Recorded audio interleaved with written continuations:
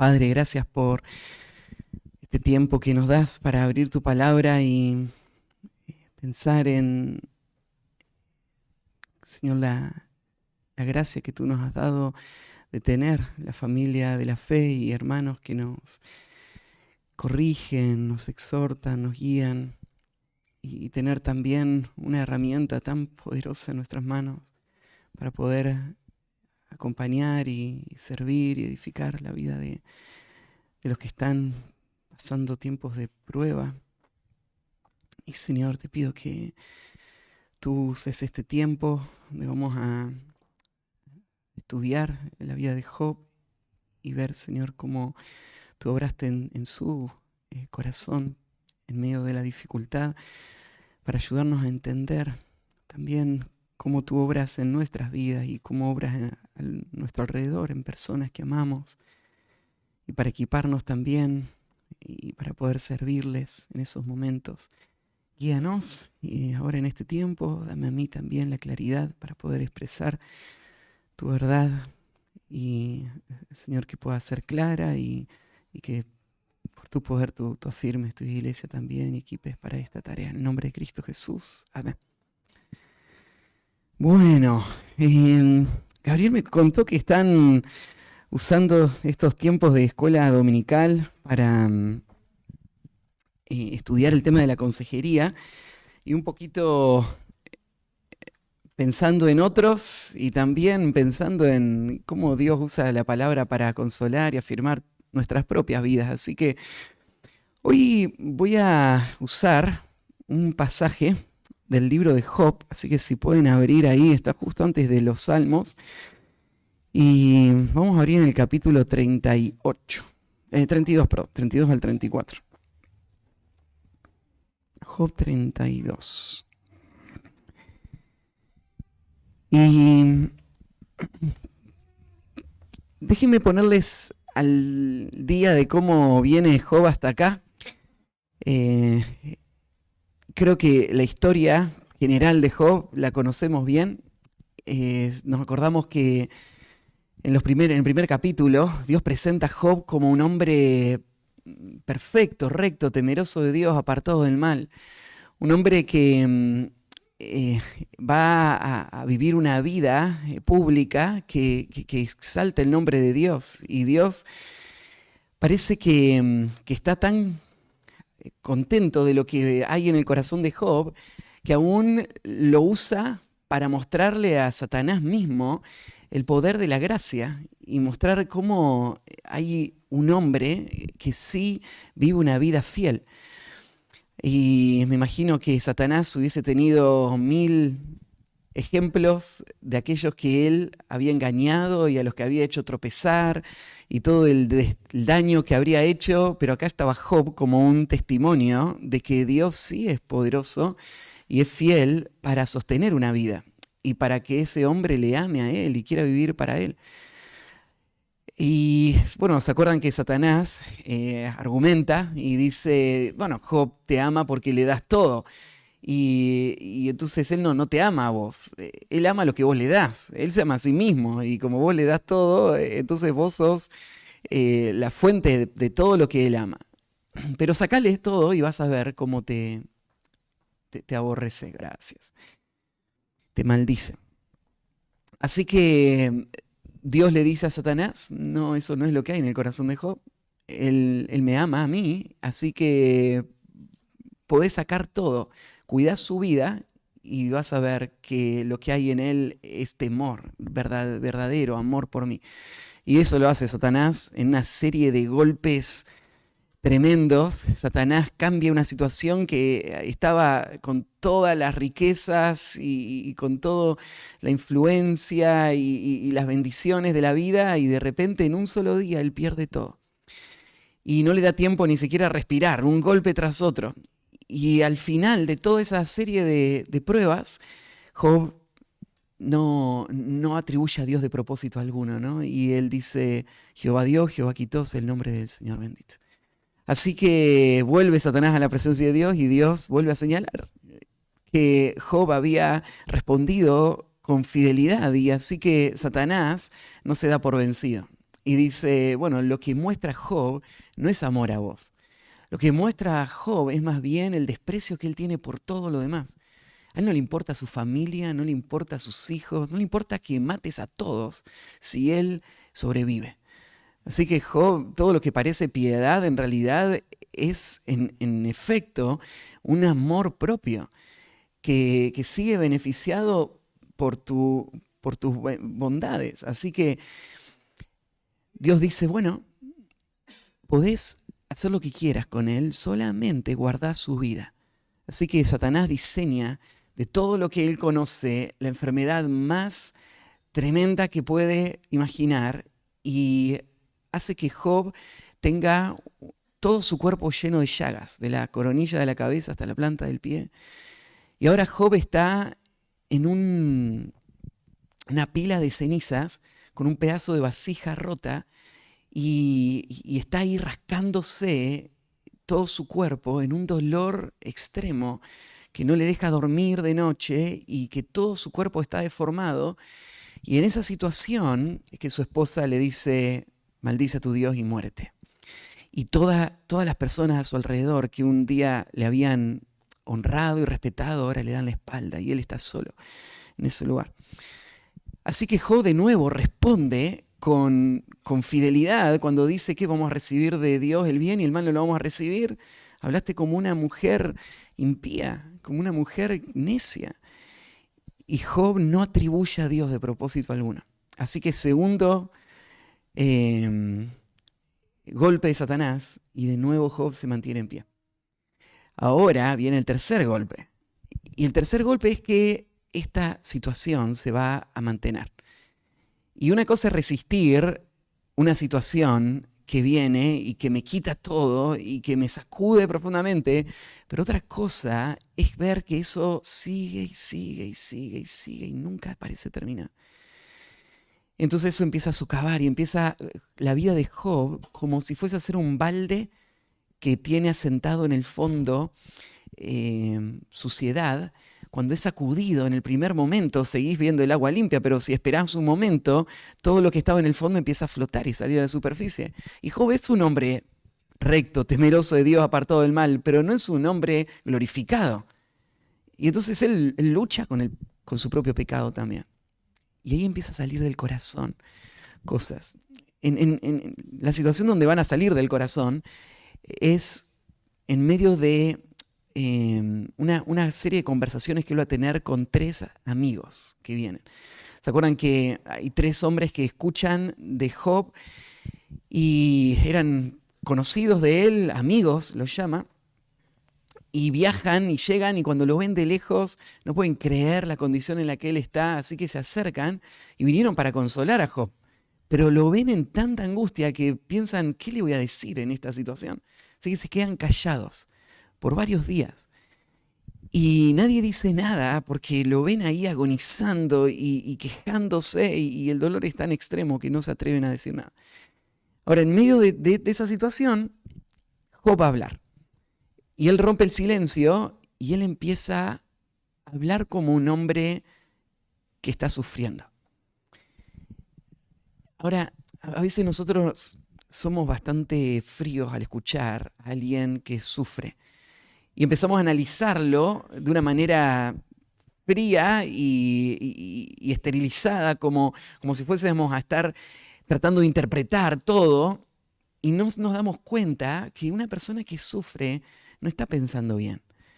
Y lo que te va a decir son las cosas que están viniendo a su mente en el momento de la agonía. Así que Job habla así, habla como un hombre que sufre y habla de lo profundo de la angustia de su corazón.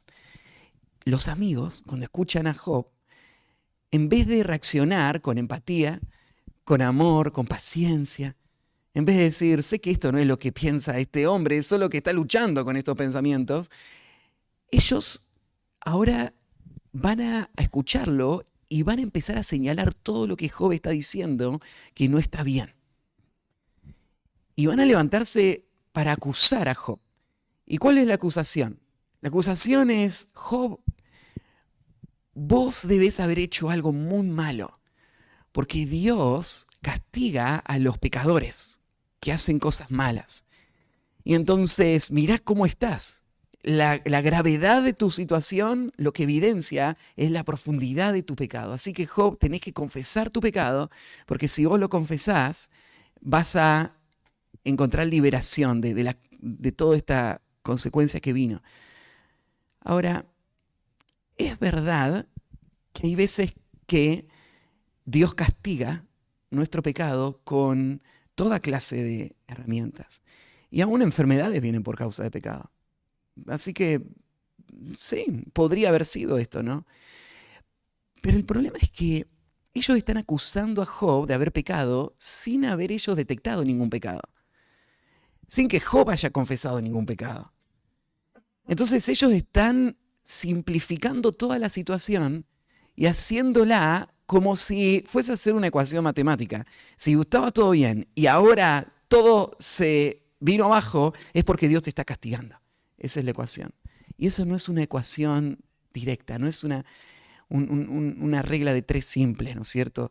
No es directo, ¿no? Esta es una forma en la que podemos interpretarlo, pero puede haber otras razones por las que esto estaba viniendo. Y de hecho, nosotros sabemos lo que estaba pasando atrás del telón. Esto no vino porque Job era pecador.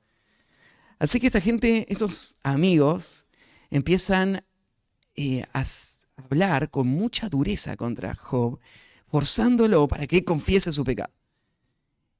Y Job lo que dice es, yo sé que soy pecador.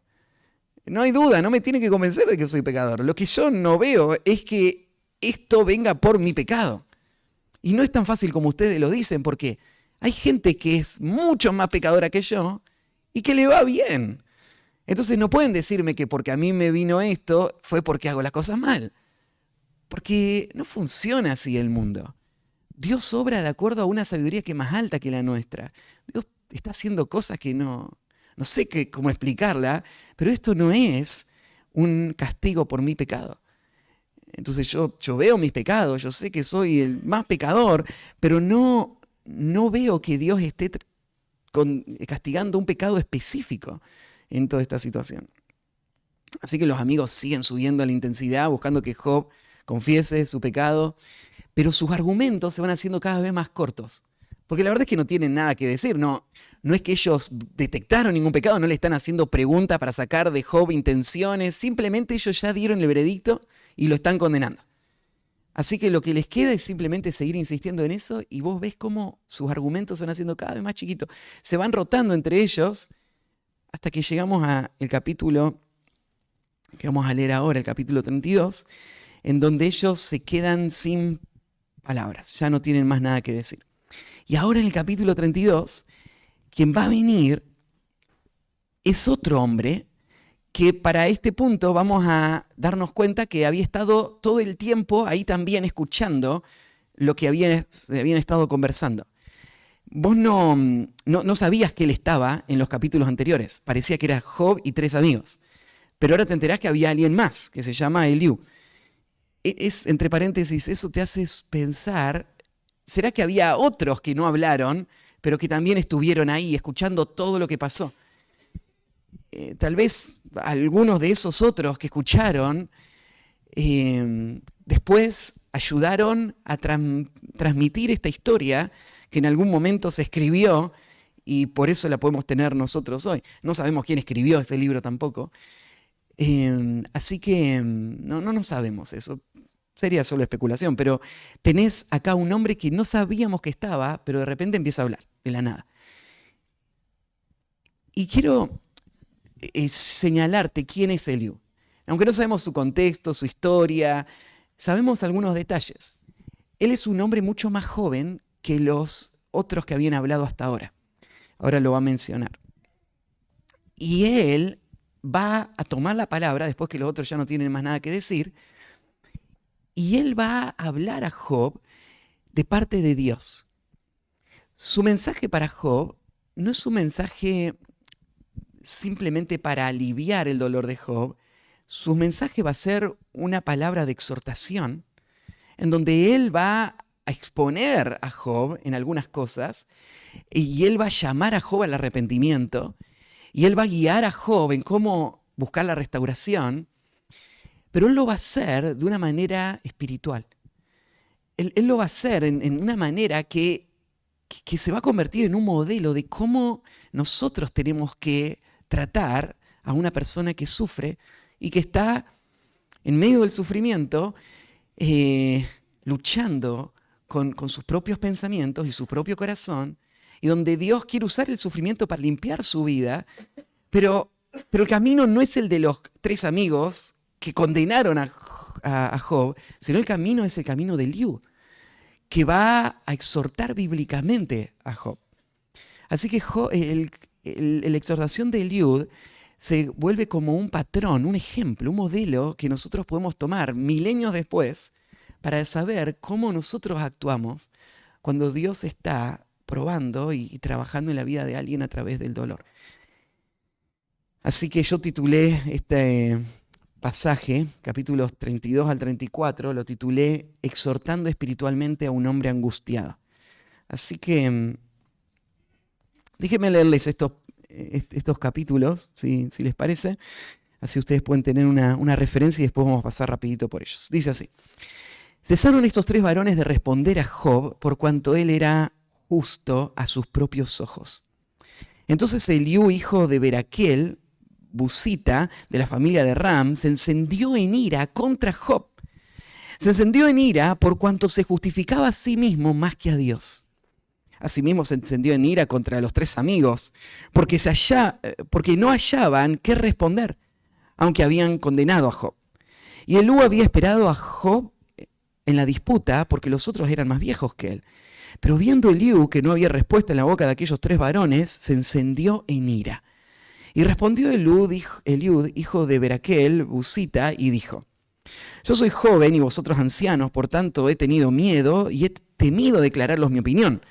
Yo decía, los días hablarán y la muchedumbre de años declarará sabiduría. Ciertamente espíritu hay en el hombre y el soplo del Omnipotente le hace que entienda. No son los sabios los de mucha edad, ni los ancianos entienden el derecho. Por tanto yo dije, escuchadme, declararé yo también mi sabiduría. He aquí yo he esperado a vuestras razones, he escuchado vuestros argumentos, en tanto que buscabais palabras, os he prestado atención, y he aquí que no hay de vosotros quien redarguya a Job y responda a sus razones. Para que no digáis, nosotros hemos hallado sabiduría, lo vence Dios, no el hombre. Ahora bien, Job no dirigió contra mí sus palabras, ni yo le responderé con vuestras razones. Se espantaron, no respondieron más, se les fueron los razonamientos. Yo pues he esperado, pero no hablaban, más bien callaron y no respondieron más. Por eso yo también responderé mi parte. También yo declararé mis juicios, porque lleno estoy de palabras y me apremia el espíritu dentro de mí. De cierto, mi corazón está como el vino que no tiene respiradero y se rompe como odres nuevos. Hablaré pues y respiraré, abriré mis labios y responderé. No haré ahora acepción de personas, ni usaré con nadie de títulos lisonjeros, porque no sé hablar lisonjas. De otra manera, en breve mi hacedor me consumiría. Por tanto, Job, oye ahora mis razones y escucha todas mis palabras. He aquí yo abriré ahora mi boca y mi lengua hablará en mi garganta. Mis razones declararán la rectitud de mi corazón y lo que saben mis labios lo hablarán con sinceridad. El Espíritu de Dios me hizo y el soplo del Omnipotente me dio vida. Respóndeme si puedes, ordena tus palabras, ponte de pie. Heme aquí a mí en lugar de Dios, conforme a tu dicho. De barro fui yo también formado. He aquí mi terror no te espantará, ni mi mano se agravará sobre ti.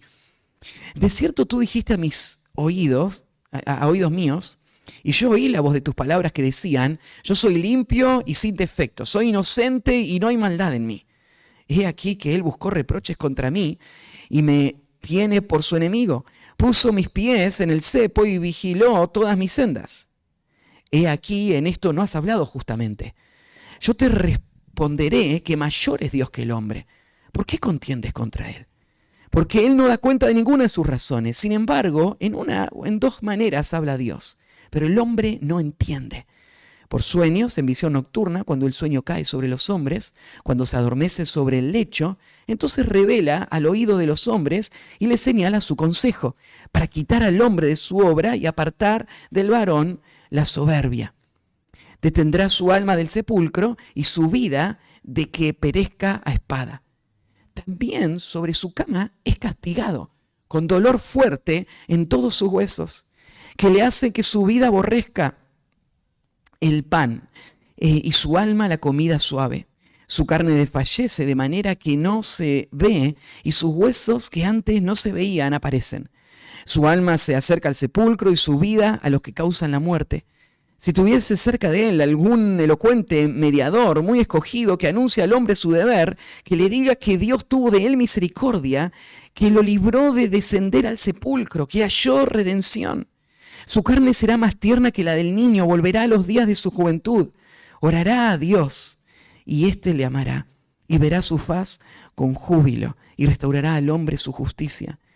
Él mira sobre los hombres y al que dijere pequé y pervertí lo recto y no me ha aprovechado, Dios redimirá su alma para que no pase al sepulcro y su vida se verá en la luz. He aquí todas estas cosas hace Dios 2 y 3 veces en el hombre, para apartar su alma del sepulcro y para iluminarlo con la luz de los vivientes. Escucha, Job, y óyeme, calla, y yo hablaré. Si tienes razones, respóndeme, habla, porque yo te quiero justificar. Y si no, óyeme tú a mí, calla y enseñaré sabiduría. Déjeme leer el capítulo 34 también. No, esperemos hasta ahí, porque no sé hasta dónde vamos a llegar. Va a ser larga la noche, si no. Entonces, vamos a parar hasta ahí un poquito y vemos si nos da tiempo para avanzar un poquito más. No vamos a pasar por todos los versículos ni ver todos los detalles, claramente, pero quiero que veas, aún en estos 2 capítulos, cómo Eliú va a exhortar espiritualmente a Job. Y puedes anotar esto. En primer lugar, la exhortación espiritual a un hombre angustiado surge de la ira piadosa. Surge de la ira piadosa. Una exhortación espiritual a un hombre angustiado surge de la ira piadosa. Sé que suena raro lo que estoy diciendo, pero mira lo que dice el versículo 1. Cesaron estos 3 varones de responder a Job, por cuanto él era justo a sus propios ojos. Entonces Eliud, hijo de Beraquel, busita, de la familia de Ram, se encendió en ira contra Job. Se encendió en ira contra él por cuanto se justificaba a sí mismo más que a Dios.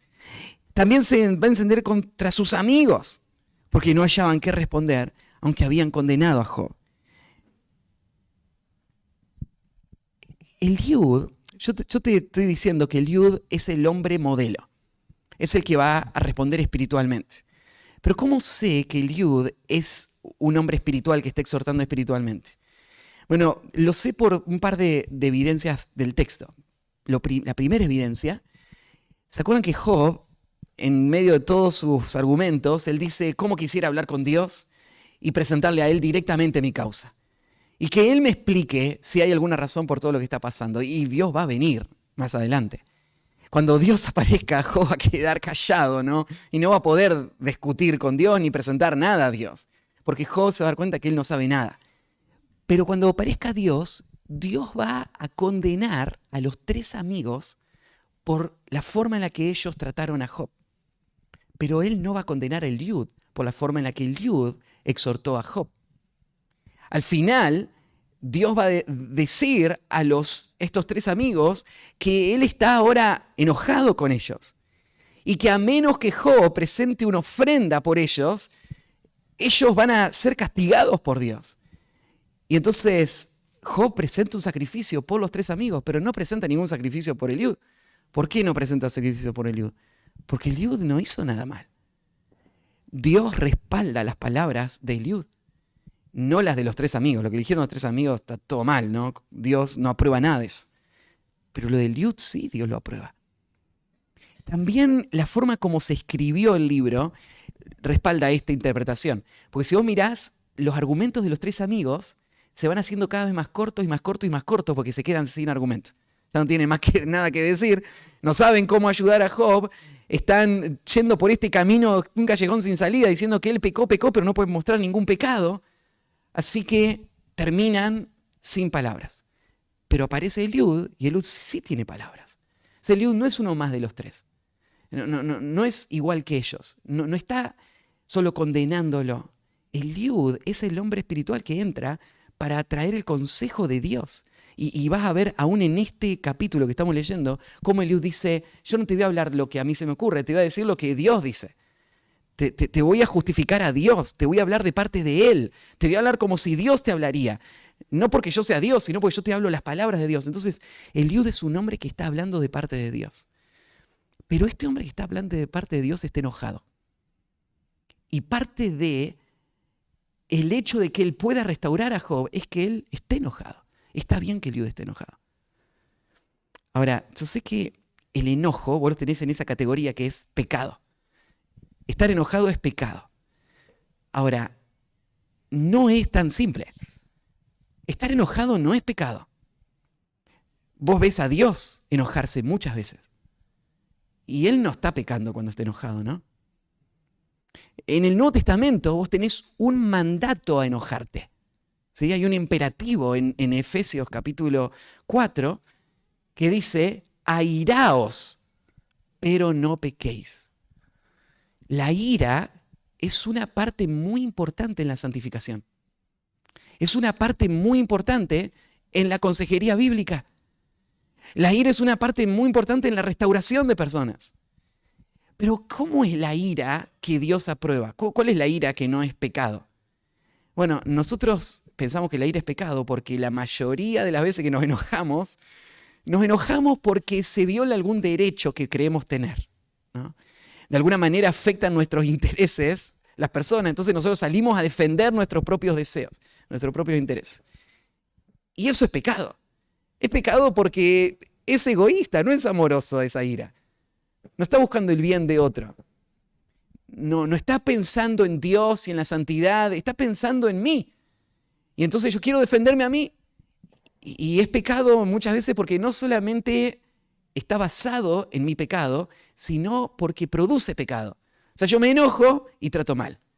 Enojo y hablo de manera inapropiada. Lastimo. Uso palabras que en vez de edificar, destruyen y corrompen. Entonces, claro, eso es pecado. Toda esa ira es pecado. Pero hay una forma de ira que no es pecado. ¿Cuál es la ira que no es pecado? Es la ira que Eliud tiene acá. Fíjate que Eliud se enoja, en primer lugar, porque Job se justificaba a sí mismo más que a Dios. ¿Qué es esto de que Job se justificaba a sí mismo? Dios hasta este momento no le había dado ninguna respuesta a Job. No le había explicado por qué había venido esta prueba. Y en el primer momento Job había dicho, bueno, vamos a aceptarlo. Vamos a resignarnos. ¿Qué puedo cambiar? Dios es el que está en control, así que lo recibo. Jehová dio, Jehová quitó. Él tiene que ser exaltado, tiene que ser adorado.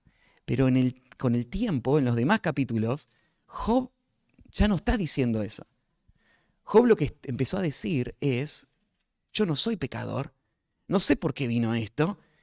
Dios no está actuando bien conmigo. De hecho, me gustaría tenerlo a Dios al frente mío para decirle unas cuantas cosas a Dios y mostrarle que está siendo injusto con mi caso. Entonces, Job lo que está haciendo es deshonrando el nombre de Dios. En vez de justificar a Dios, en vez de decir, haga, lo que Dios hace está bien.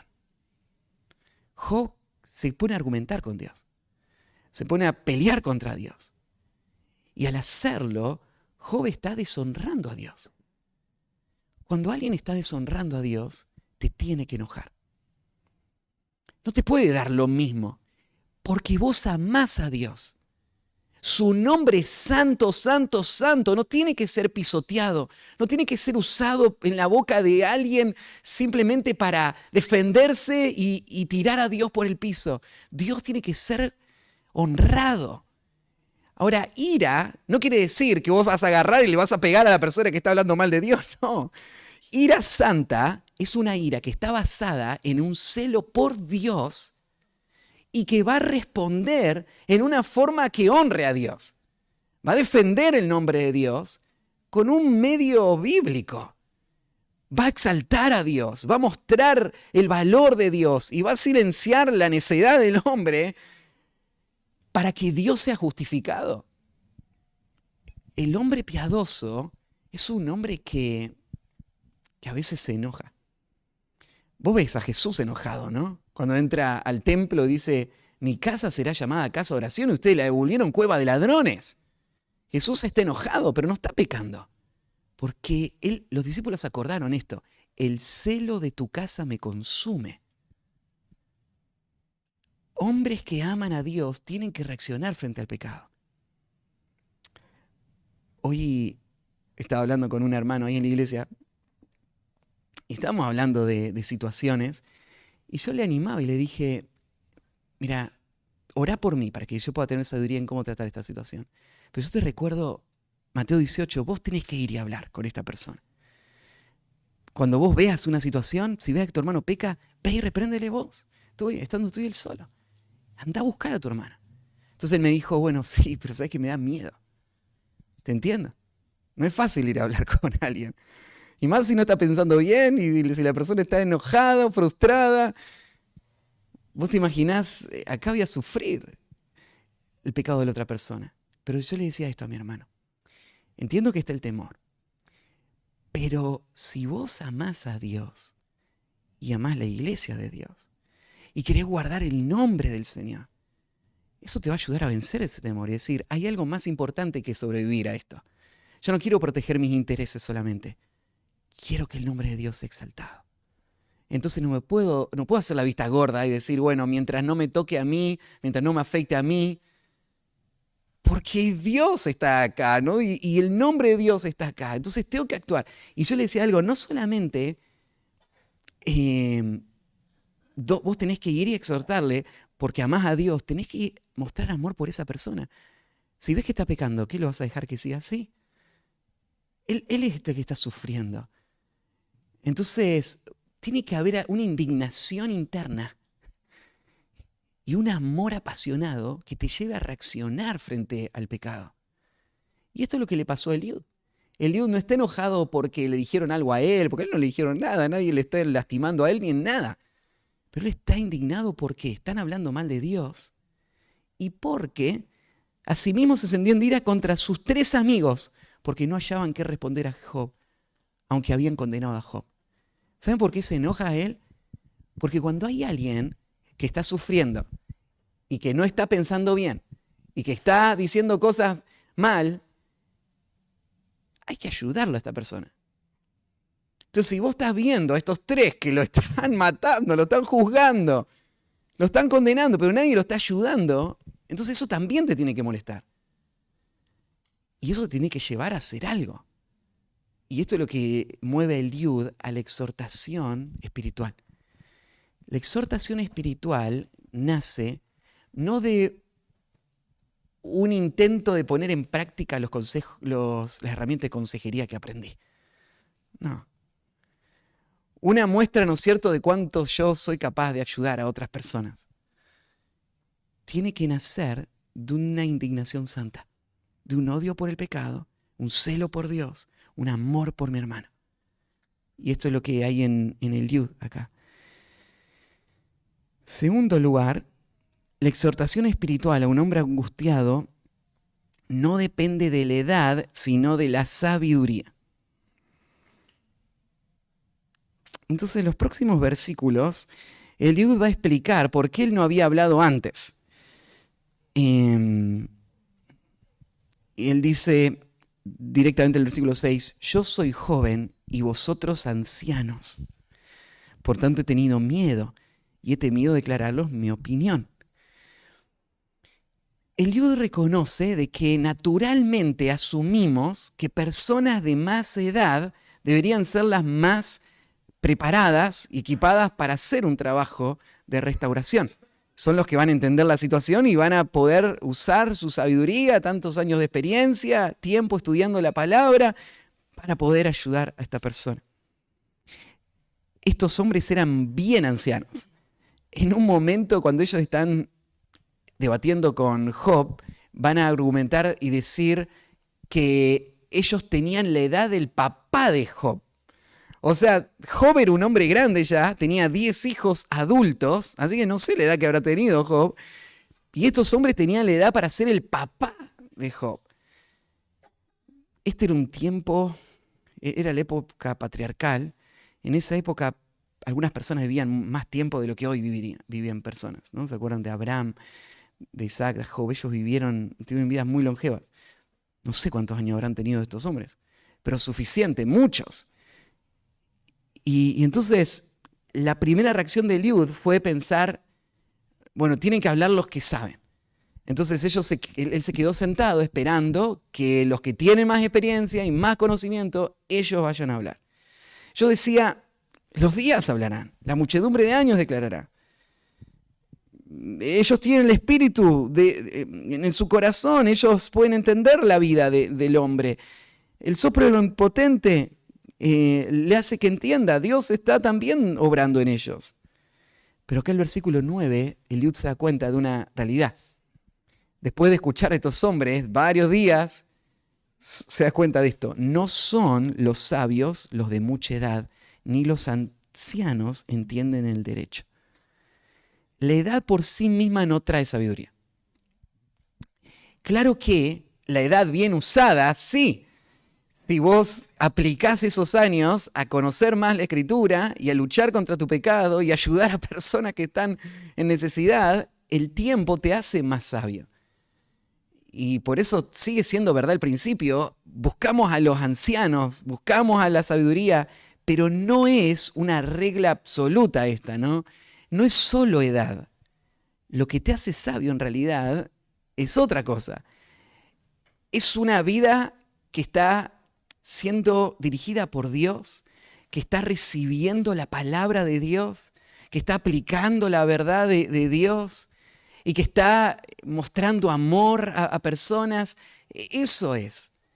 Y a veces personas de muy poca edad muestran mucha madurez y discernimiento y sabiduría porque están siendo diligentes en estas cosas. No porque ellos sean especiales en alguna otra forma, es porque Dios da la sabiduría. Y Dios la da a través de medios, y estas personas de forma efectiva están usando esos medios y están creciendo en discernimiento, en sabiduría.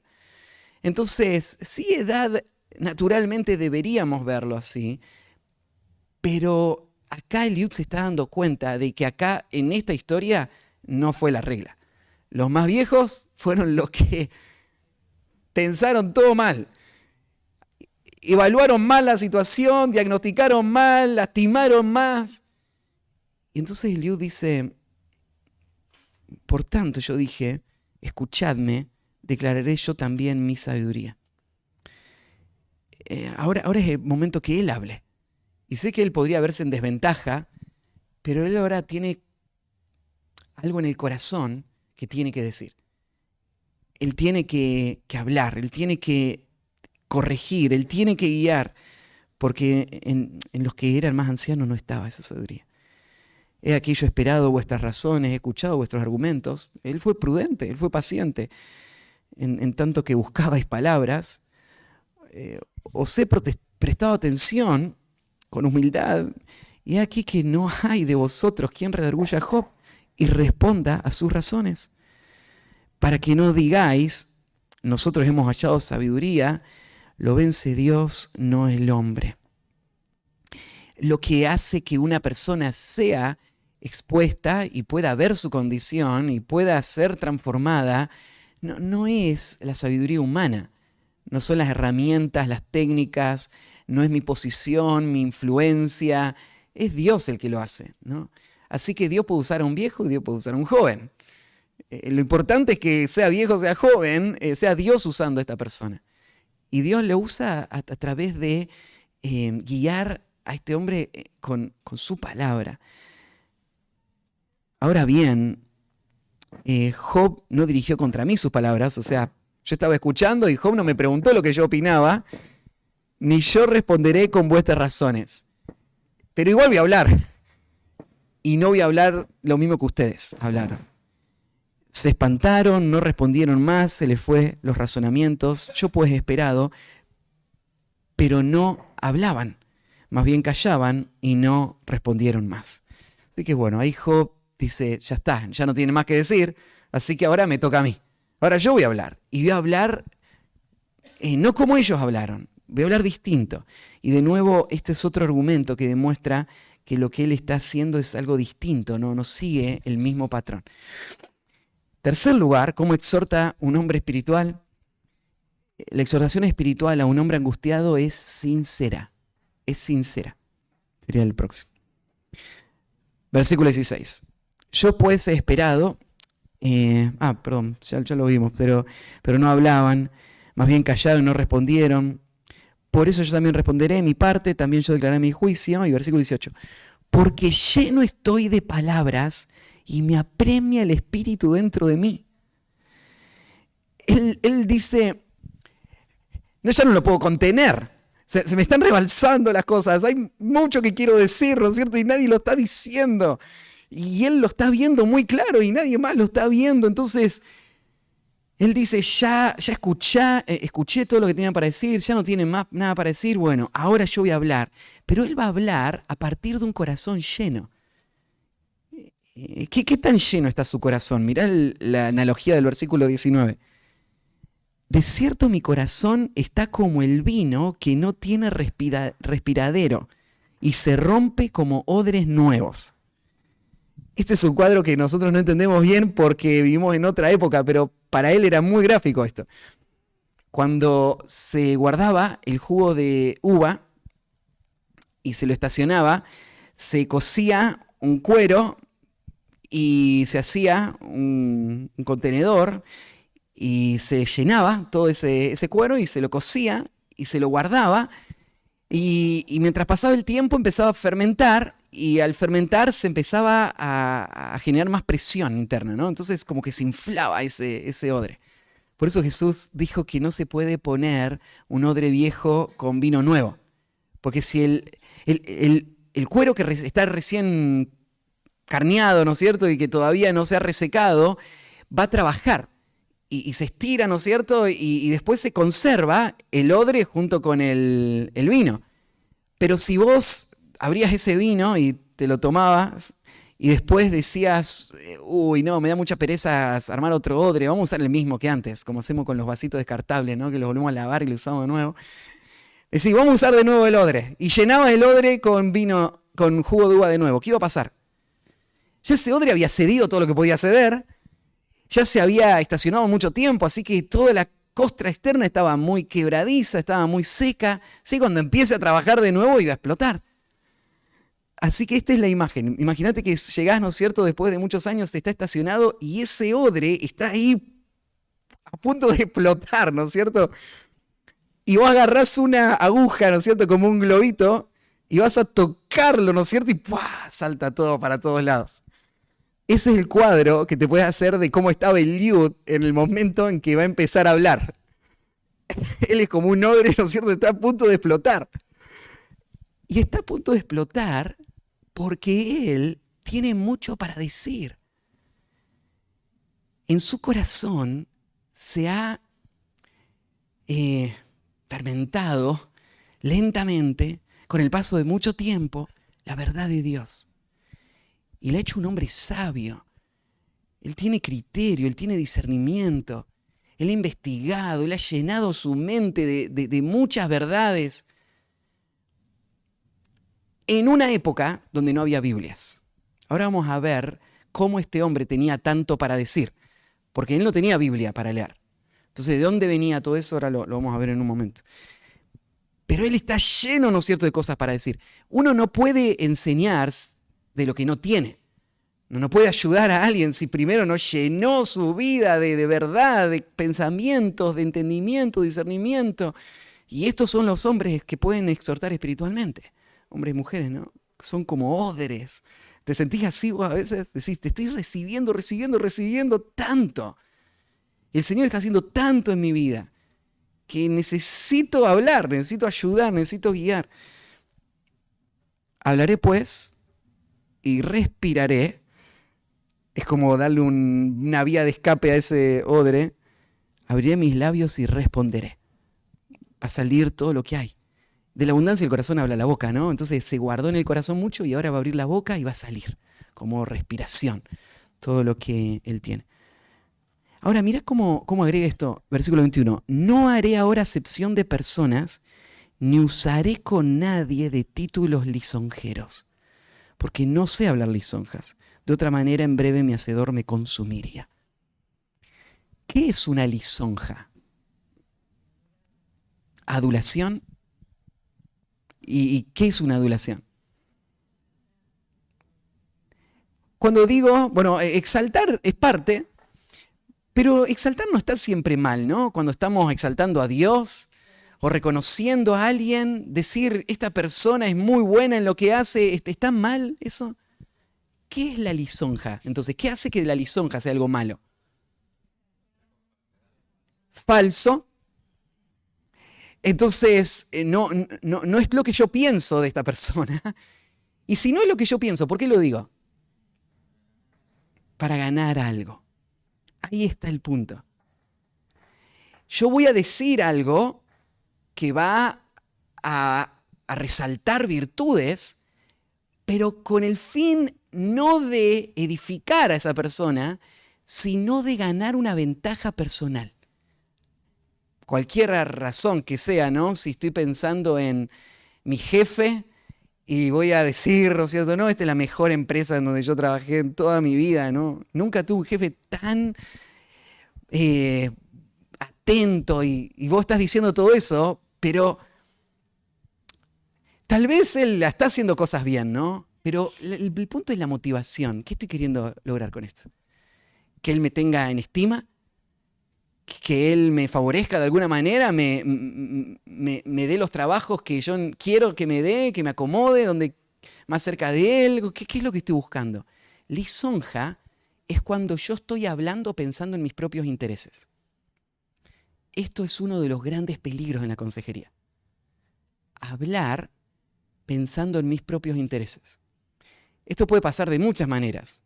Puede pasar, por ejemplo, cuando vos tenés que decir algo que no le va a gustar a una persona. Y eso no te va a beneficiar en lo absoluto. Y entonces vos vas a ser tentado a suavizar lo que vas a decir, no porque la persona necesita que sea más suave para edificarle, sino para que no te perjudique tanto lo que vos vas a decir. Vos vas a acomodar tus palabras. Si vos llegás así a la consejería, ahí se terminó toda esperanza de un hombre espiritual dando un consejo espiritual para la edificación de una persona herida, ¿no? Porque eso va a turbar tu visión. Eso no te va a dejar decir lo que hay que decir cuando hay que decir. O a veces en otra forma, ¿no es cierto? No es por temor, sino es por ganar un favor. ¿Qué tal si la persona a la que tenés que exhortar es tu jefe de ministerio? Y entonces ahí entran otros intereses. Cuando vos vas a exhortar a alguien, ¿se acuerdan cuando vimos cuáles son las motivaciones correctas? Amor por la gloria de Dios, amor por esa persona. ¿Pero autopreservación sería una motivación correcta? No. ¿Promoción personal? No. Aún a veces personas luchamos cuando vamos a exhortar a alguien con esta actitud de sentirme más importante que la persona cuando lo estoy exhortando. Entonces, la exhortación me sirve para mi promoción personal, porque en mi mente yo soy el que estoy viendo el pecado y él es el que está mal, y entonces yo le estoy ayudando. Así que yo estoy mirando mi propio interés. No estoy pensando con compasión, estoy pensando cómo este tiempo de consejería está ayudando a mi reputación, a mi propio desarrollo, en mi propia mente. Me estoy viendo más grande, más importante. Y es todo parte de lo mismo, es la lisonja. Es este interés de usar mis palabras para mi propio beneficio en vez de para la gloria de Dios. La exhortación espiritual a un hombre angustiado tiene que ser sincera. Tiene que ser por amor. Tiene que ser para servirle. Y fíjate, este hombre no sé hablar lisonjas. Este hombre tiene un patrón. Él nunca habla lisonjas. No le habla lisonjas al patrón, a la esposa, al vecino y tampoco al hombre angustiado. Él nunca habla lisonjas. Ese es su patrón de vida. Él vive para entregarse por otros. Él no está protegiendo sus propios deseos o intereses. Entonces, miren, ni un capítulo cubrimos, ya se está acabando el tiempo. Sigamos con el versículo 1. del 33 sigue con el mismo tema. Por tanto, Job, oye ahora mis razones y escucha todas mis palabras. He aquí yo ahora abriré mi boca y mi lengua hablará en mi garganta. Mis razones declarará la rectitud de mi corazón y lo que saben mis labios lo hablarán con sinceridad. De nuevo este énfasis en sinceridad. Yo lo que sé te lo voy a decir. Te lo voy a decir para tu bien. Te lo voy a decir para edificarte. No estoy buscando nada más en esto. Y te lo puedo decir con una conciencia tranquila. Esto es lo que estoy buscando al hacer. Bueno, cuarto punto. La exhortación espiritual a un hombre angustiado es humilde. Es humilde. Fíjate, versículo 4. El Espíritu de Dios me hizo y el soplo del Omnipotente me dio vida. Ahora, él va a decir, yo te voy a decir lo que yo pienso. Pero esto podría sonar muy soberbio, ¿no? Los otros no tenían nada que decir, pero ahora yo te voy a decir lo que vos necesitas escuchar. La consejería te pone en una situación un poco incómoda, porque te predispone para que tu corazón te enrede en el orgullo. Y si vamos a ayudar a personas, tenemos que vencer en este área. Tenemos que ubicarnos donde realmente estamos. Y fíjate lo que piensa Eliú de sí mismo. Él no es Dios. Él no va a hablar con la autoridad de Dios. Él es barro en donde sopló Dios. Como todos los demás. Somos polvo, nada más. Él me hizo. En el versículo que sigue, respóndeme si puedes, ordena tus palabras, ponte en pie. Versículo 6. Heme aquí a mí en lugar de Dios conforme a tu dicho. Ahora, de nuevo esto puede confundir porque vos decís, ahora estoy yo acá y yo soy Dios. No, no está diciendo yo soy Dios. Pero ¿se acuerdan que Job había dicho cuánto quisiera que venga Dios para que podamos charlar sobre este asunto? Y ahora Eliud viene y dice, bueno, no es que yo soy Dios, pero yo voy a venir como lo que vos pediste. ¿Vos pediste hablar con Dios? Yo voy a venir no en mi autoridad, no con mis palabras, no con mis criterios. Yo voy a hablarte como sé que Dios te hablaría. No sé si Dios va a venir. O sea, no sé cuánto Eliud sabía o si alguna vez había escuchado de que Dios se le aparezca a alguien. Así que Eliud no está contando de que Dios se va a aparecer en un torbellino en un momento y le va a hablar a Job. Él no cuenta con eso. Él piensa, si Dios le va a hablar a alguien, va a ser a través de otro que pueda hablar sus palabras. Entonces, si vos querés hablar con Dios, acá estoy yo. Voy a hablar en nombre de Dios. Voy a hablarte las palabras de Dios. Voy a hablar lo que Dios diría acá. Entonces, Eliú no se está parando ahí con su propia autoridad.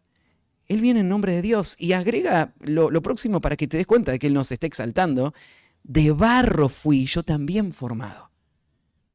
Yo soy igual que vos, soy barro nomás.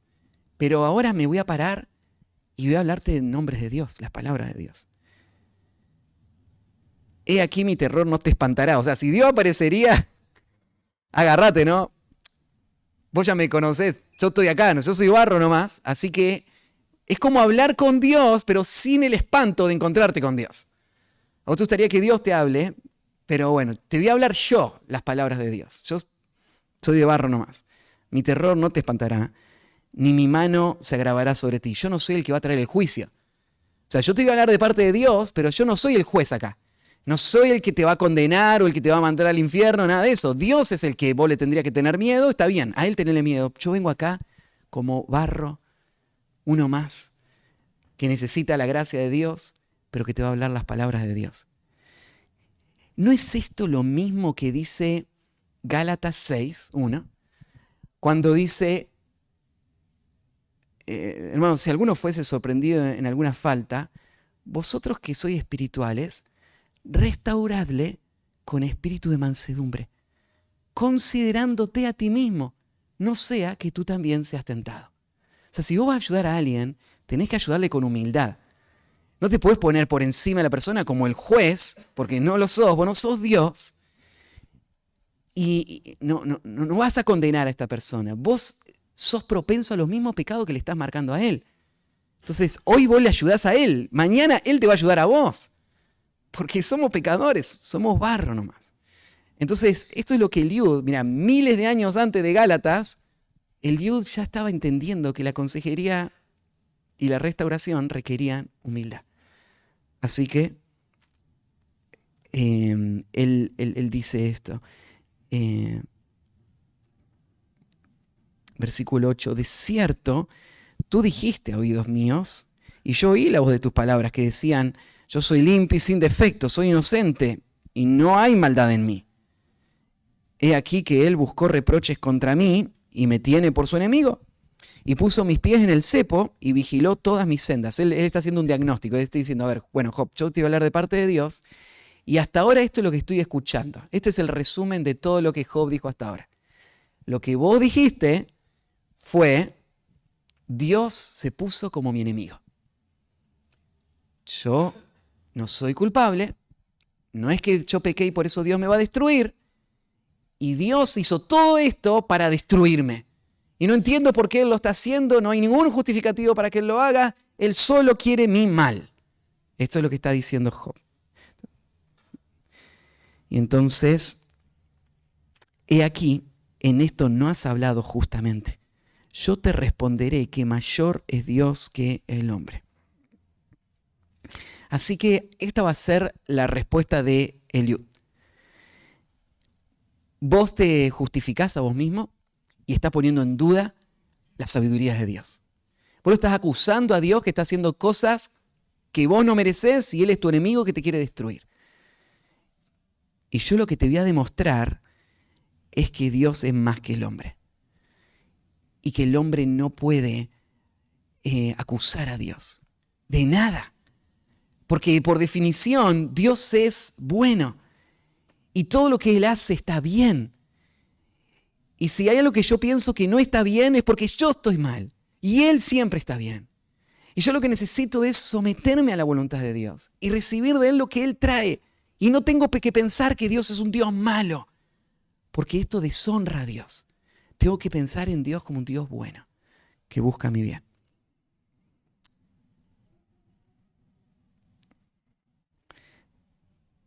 Bueno, no sé, creo que va a quedar el resto de Gaby en suspenso porque se fue la hora, ¿no? Ya son 6:15, ¿hasta qué hora teníamos? Sí. ¿Le doy un poquito más? ¿Sí? Vamos, lo hacemos más veloz entonces. Quinto lugar, la exhortación espiritual a un hombre angustiado se apoya sobre la revelación. Así que, si voy a ayudar a alguien, necesito hacerlo no con mi propia sabiduría, sino, como él dijo, de parte de Dios. Y entonces, tengo que apoyar mi consejo en lo que Dios dice. Y eso es lo que va a hacer Eliud. Ahora, acordate, Eliud vive en otra época. En ese tiempo no hay Biblias todavía. No sabemos cuándo fue que se escribió, no sabemos cuándo fue que sucedieron estos eventos, pero bien podría ser, porque en este pasaje no hay ninguna mención a la nación de Israel, ni a los patriarcas. Podría ser o durante el tiempo de los patriarcas, o sea, simultáneo a la vida de Abraham, por ejemplo, en el año 2000 a.C., o aún antes de los tiempos de los patriarcas. Fue después del diluvio, ¿sí? Así que no hay mucho tiempo antes del tiempo de los patriarcas, pero en algún momento hay, ¿sí? En ese tiempo no había revelación escrita. Todavía el Pentateuco faltaban por lo menos 500, 600 años para que se escriba, y de ahí todo lo demás. Así que con eso en mente, vas a ver cómo este hombre se apoya en la revelación de Dios. Sin embargo, mira el versículo 14. Sin embargo, aunque Dios no da cuenta de ninguno de sus actos, siempre tiene que ser justificado Dios. Aunque Dios nunca me revele nada, yo siempre tengo que terminar diciendo, Dios tiene razón. Dios es bueno. Todo lo que Él hace está bien. Aunque yo no tenga nada, aunque esta Biblia nunca hubiese estado, eso es verdad. Innegable. Ahora, hay una buena noticia. Dios sí habló. Dios sí nos dijo cosas que nos ayudan a entender más de su carácter. Entonces, ahí es lo que va a hablar. Sin embargo, en una o en dos maneras habla Dios. pero el hombre no entiende. El problema no es que Dios no te está diciendo nada. No es que vos estás ahí diciendo, no, todo esto me pasa y Dios no me dice nada de lo que está haciendo. No, el problema no es que Dios no habla. El problema es que vos no escuchás. No escuchás lo que Dios te está diciendo. El hombre no entiende lo que Dios le dice. Ahí va a señalar el Eliud del problema real. ¿Cómo habla Dios? En esa época, por sueños. Acá dijo que habla de dos maneras Dios. De una o dos maneras. Son dos las que va a explicar Eliud. Primero, Dios habla por sueños en visión nocturna. Antes de que esté la revelación escrita, Dios habló muchas veces, de muchas maneras, a los padres por los profetas. Dios habló, entre otras formas, y una de las más comunes, fue a través de sueños y visiones. La diferencia entre un sueño y una visión es que en el sueño vos estás dormido, en la visión estás despierto cuando Dios revela algo, pero en un estado consciente, no subconsciente, no en un estado de sueño, donde vienen pensamientos, sino es en un estado de despierto y consciente, donde de repente Dios hace que veas algo. Y eso pasó muchas veces. Eso, no sé, por ejemplo, Juan en la isla de Patmos, cuando ve al Señor y después empiezan las revelaciones, fue a través de visiones. Juan estaba despierto todo el tiempo, no se quedó dormido. Pero en otros momentos, sueños. Nabucodonosor, Dios le revela lo que iba a hacer a través de un sueño. Faraón. Bueno, en el tiempo de Job, Dios hablaba de esta manera. No sé qué tan frecuente eran, pero Eliud entendía que si Dios quería, él podía hablar. Él podía decir lo que él estaba haciendo, ¿no? Y él lo hacía a través de sueños. Cuando el sueño cae sobre los hombres, cuando se adormecen sobre el lecho, entonces revela el oído de los hombres y les señala su consejo. Qué impresionante esto. Que el Dios verdadero es un Dios que habla. En todas las religiones del mundo, lo que vos tenías eran dioses muertos, estatuas, y personas que decían hablar en nombre de los dioses. Pero nunca esos dioses hablaron. Nunca viste una estatua, ¿no es cierto?, hablando. Nunca viste a Baal apareciéndosele a alguien y diciéndole algo. No, los dioses falsos no hablan nunca. El Dios verdadero habla. Él habla porque Él busca al hombre para tener comunión con el hombre. Él habla porque quiere que el hombre lo conozca a Él y lo ame a Él. Entonces Dios no es que se esconde del hombre. Es verdad que Dios no le dice al hombre todo lo que el hombre quisiera saber, pero Dios sí habla al hombre. En este caso de los sueños, el oído le revela. ¿Y para qué le habla Dios al hombre? Bueno, para quitar al hombre de su obra y apartar del varón la soberbia. Dios dirige al hombre a través de lo que le dice. Le dice lo que tiene que hacer, lo que tiene que dejar de hacer. Y Dios encamina al hombre y lo aparta de un camino que sigue su propio rumbo por determinación propia, y Dios le dice, no es por allá, es por acá. Y Dios le muestra su voluntad. El problema no es que Dios no guía, Dios no dice, Dios no habla. El problema, dijo Eliud, es que el hombre no escucha. Dios le habla al oído y le dice, hace esto. Bueno, en nuestro tiempo, la revelación especial ya no se da en forma de sueños. Si algún día tuvieses un sueño, no trates de inventar una aplicación de ese sueño, porque Dios no habla por sueños. La Escritura es el final de su revelación. Porque el pasaje que le cité recién, Dios habiendo hablado muchas veces y de muchas maneras a los padres por los profetas, en estos postreros días nos ha hablado por el Hijo. En los días finales, en la culminación de todo su plan de revelación, el mensaje final es, ¿más sueños? No, el Hijo. Cristo es el final. Y lo que los apóstoles escribieron de Cristo. Y ahí ya se terminó. Así que después de la muerte de los apóstoles, no hay más nueva revelación. Si algún día vos vas a escuchar a Dios, la única forma en la que lo vas a escuchar es a través de las páginas de esta Biblia. Y no lo vas a escuchar como una voz interna en tu mente. lo vas a escuchar simplemente a través de la interpretación de lo que dice el texto. Así que esto es la revelación especial. En el tiempo de Eliud eran los sueños, pero ahora ahí está. Si un hombre angustiado entonces quiere saber por qué me pasa todo esto, qué es lo que Dios tiene con todo esto, Dios debe ser malo, ahí tienes la Biblia.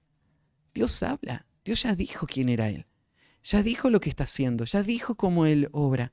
Entonces la Biblia es donde vamos.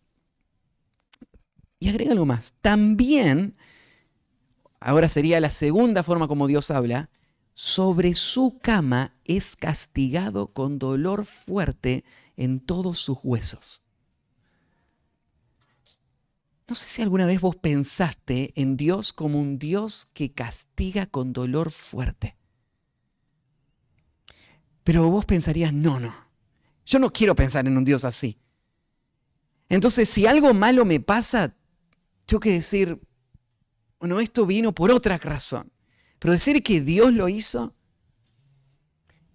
imagínate Job, cuando pasó la primera situación y dice, estaba ahí en su casa, lo más tranquilo, y llega un criado y dice, cayó fuego del cielo y quemó a todas las ovejas. Y fuego del cielo, nunca se escuchó que caiga fuego del cielo, quemó todas las ovejas. No entiende lo que está pasando, no termina el de hablar y llega otro y dice, vinieron los enemigos, mataron a todos los pastores y se robaron todos los camellos. Y entonces, ¿qué pasó ahí? Y después vino un viento, tiró la casa, mató a todos tus hijos. Job pudiese haber en su mente atribuido esto a muchos factores. Él podría haber dicho, no fue el Dios el que mató el que se llevó los camellos. Fueron los enemigos. Ellos se llevaron los camellos. El viento vino, ¿no? Justo, qué mala suerte, la casa ahí.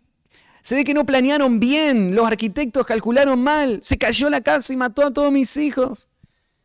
Pero ¿se acuerdan lo que dijo Job? Dijo, Jehová dio, Jehová quitó. ¿Sabes lo que está diciendo Job? Dios mató a mis hijos. Eso está diciendo Job. Dios mató a todos estos criados. Dios quemó todas estas ovejas. Dios lo hizo. Cuando vino la segunda ola y ahora él está ahí en el tormento, ¿recibiremos de Dios el bien y el mal no recibiremos? ¿Quién lo enfermó a Job? Dios lo enfermó. No es que me descubrieron una enfermedad. Dios la trajo. No nos gusta pensar en Dios de esta manera porque nosotros decimos, ¿qué clase de Dios es este? Un Dios que trae dolor y sufrimiento, que es un Dios sádico, un Dios torturador. Pero mira lo que está diciendo Eliud. Él lo castiga. ¿De qué manera? Mirá, lo castiga. Lo hace de tal manera que le hace que su vida aborrezca el pan y su alma la comida suave, su carne desfallezca de manera que no se ve y sus huesos que antes no se veían aparecen. Dios lo está haciendo y fíjate lo grave que es esta enfermedad. El azote de Dios es durísimo. Su alma se acerca al sepulcro y su vida a los que causan la muerte. Todo esto hace Dios. Pero mira lo que va a decir después. Si tuviese cerca de él algún elocuente mediador muy escogido. O sea, esta persona que está sufriendo lo que necesita es alguien cerca que podría intervenir en esta situación. Alguien muy especial que anuncie al hombre su deber. Que le diga que Dios tuvo de él misericordia, que lo libró de descender al sepulcro, que halló redención. Lo que este hombre que está ahí con los huesos expuestos, porque su carne se ha contraído, donde todo está agonizando y está al borde de la muerte, lo que este hombre necesita es que alguien que entienda la situación venga a él y le diga, Dios tuvo misericordia de vos. Ahora, ¿qué clase clase de misericordia es esta que me atormenta? Bueno, para entender esta expresión, tenés que entender lo que antes dijo. Dios habla de varias formas al hombre. A veces Dios le habla a través de su palabra y Él le dice al oído. Pero a veces, para que el hombre entienda, Dios tiene que hablarle más fuerte. Y Dios lo que hace es trae otro mensaje por otro canal, que es el tormento, el dolor. Pero este dolor no viene para destruir a esta persona, viene para enseñarle a esta persona. Viene para restaurar a esta persona. Viene para librarle de algo que sí sería su mayor mal. Porque si esta persona, nunca vendría ningún dolor a su vida. No habría vara de disciplina. No habría corrección, no habría prueba intensa que saque a luz lo que hay en el fondo del corazón. Esta persona mantendría los pecados que están afectando. Le están afectando a él, le están afectando a los demás. Y Dios le ama demasiado como para dejarle en esa situación. Así que es la misericordia de Dios la que trae el tormento. Porque el tormento es la herramienta de Dios para librarle de la destrucción. Es la herramienta de Dios para librarle del pecado. Y Él no se da cuenta en este momento. Él solo está viendo el dolor. Pero el dolor es la voz de Dios. Es el mensaje de Dios. Es la gracia de Dios. Dios tuvo de él misericordia.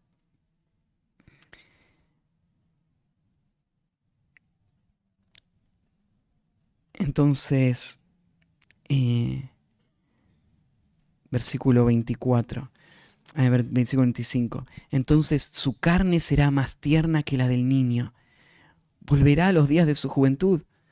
Orará a Dios y éste le amará y verá su faz como júbilo y restaurará al hombre su justicia. O sea, en medio del dolor este hombre va a invocar a Dios, va a esperar en Dios, va a recibir de Dios. Él mira sobre los hombres y al que dijere pequé y pervertí lo recto y no me ha aprovechado, Dios redimirá su alma para que no pase al sepulcro y su vida se verá en luz. Fíjate lo que Dios va a redimir. La promesa no es Dios va a restaurar su cuerpo, es Dios va a redimir su alma. Eso es lo que importa. O sea, ¿qué importa si el cuerpo tiene que ser consumido y destruido si el alma puede ser rescatada? ¿No vale más el alma que el cuerpo? ¿No vale más el sufrimiento temporal para la gloria eterna? ¿No vale la pena si esta es la herramienta que Dios tuviese que usar? Claro que vale la pena. Y esto es lo que estaba pasando con Job. Dios no le estaba torturando a Job. Job ni sabe lo que está pasando. Dios, mira, arrancó todo en una charla con Satanás, donde parecía que a Dios no le importaba a Job. Job parece ser simplemente el juguete con el que juega Dios y Satanás, ¿no? Y dice, bueno, a ver, agárralo. Y ahora él sí sigue defendiendo la causa. Torturalo más. A ver, y ahora vas a ver que sí. Es como que a Dios no le importa lo que está pasando con Job. Pero ahora te das cuenta que no es que a Dios no le importa. Dios quiere mostrar su gloria frente a Satanás y frente al mundo, pero Dios quiere hacer algo más. El dolor sí tiene un propósito. Dios quiere usar el dolor para seguir limpiando más a Job. Job es un varón recto, temeroso de Dios, apartado del mal, pero todavía no fue glorificado. Hay cosas que hay que trabajar y Dios va a usar el dolor para hacerlo. Así que Dios está buscando el bien, Dios está hablando a través del dolor. Así que he aquí todas estas cosas hace Dios, y mira el versículo cómo sigue, 2 y 3 veces con el hombre. Te digo, ya es de suficiente duro pensar, ¿Dios me haría eso a mí? ¿Dios podría llevarme a una situación tan dramática como la de Job? Sí, Dios lo hace a esto. Y ahora mira más. Dios lo hace más de una vez. Todas las veces que sea necesaria. 2 y 3 veces lo hace Dios. En el mismo hombre. para apartar su alma del sepulcro y para iluminarlo con la luz de los vivientes. Escucha, Job, y óyeme. Calla y yo hablaré. Si tienes razones, respóndeme. Habla porque yo te quiero justificar. Y si no, óyeme tú a mí. Calla y te enseñaré sabiduría. Este hombre no se la cree, no cree que se la sabe todas. Él quiere escuchar a Job. Pero si Job no puede demostrarle que hay otra cosa, él está viendo esto. Y en esto va a poner su atención y él va a ayudar a Job. Él lo va a ayudar a Job a que salga de la autocompasión y mire los propósitos de Dios en la prueba. Él va a mostrarle a Job que él no tiene ningún derecho de pensar que Dios está actuando mal. Él lo que tiene que hacer es aprender las lecciones que Dios tiene para él durante este tiempo. Y Job tiene que responder con adoración a Dios y con dependencia de Dios. Y bueno, Eliud es el hombre que le va a ayudar a hacerlo, ¿sí? Entonces, bueno, muchas lecciones para que podamos también nosotros aplicar en la restauración. Oramos y terminamos. Padre, gracias por tu palabra, aún en medio de todo esto que estamos meditando y pensando. Señor, tú estás exponiendo nuestro propio corazón y expones nuestras propias fallas y nuestra incredulidad y nuestros ídolos. Tú expones cuánto aún hemos fallado en aplicar estos principios. Y a veces nos hemos parecido mucho más a los 3 amigos que a Eliud. Señor, a veces luchamos con un corazón dividido y nos cuesta decir que somos sinceros en nuestra acción. A veces, Señor, nos apoyamos en nuestra capacidad o sabiduría y no te exaltamos a ti, Señor. Y del otro lado, Señor, no quisiéramos la prueba. No queremos el dolor. Pero, Señor, reconocemos que tú usas diferentes formas para hablar. Sí queremos la santidad. Ayúdanos, Señor, a escuchar la voz de la revelación. Y, Señor, sigue obrando en nuestra vida para que podamos crecer más y más. Queremos ser aprobados por ti, queremos que tú edifiques nuestra vida y que te lleve gloria a ti. En el nombre de Cristo Jesús. Amén.